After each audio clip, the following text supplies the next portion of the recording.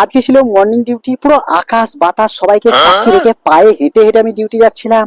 আপনি 10-10 পাইছেন। চটাচট গোডাউনে ঢুকে ইয়া বড় খাতাতে একবারে বড় বড় করে সই করে একটু তাকিয়ে দেখি নিম গাছের উপরে একটা বাঁদর চেপে, না বাঁদর নয় মানে আমাদেরই কলিগ, আর সে নাকি নিম পাতা পাচ্ছে কচি কচি। বলেন কি?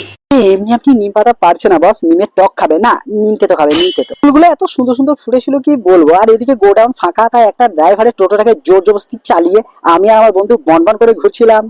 ওরে মনা যৌবনটা বৃথা গেল চাইয়া দে। তবে আমার বন্ধু এত সুন্দর টোটো চালা ছিল, মনে হচ্ছে এরোপ্লেনে চেপে আছে। হ্যাঁ হ্যাঁ, দুটোর সময় ডিউটি থেকে বাড়ি এসে বাগানে দেখি ছোট ছোট বিখ্যাত বিখ্যাত দোলনায় সব বিখ্যাত বিখ্যাত মেম্বাররা দোল দোল খাচ্ছে। তারা বলছে আমরা দুলবো দুলবো, কিন্তু তোকে কিছুতেই নেবো না, তো পাঁচিলের কড়াই দাঁড়িয়ে থাক। না না, কাজটা ঠিক হয়নি।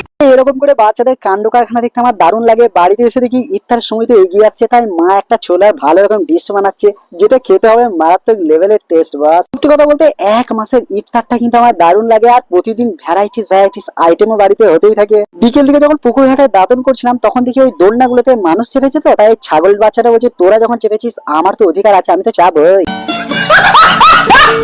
হ্যাঁ, 11 নম্বর রোজাটা তোমাদের কেমন কাটলো কমেন্টে বলে যেও। টাটা।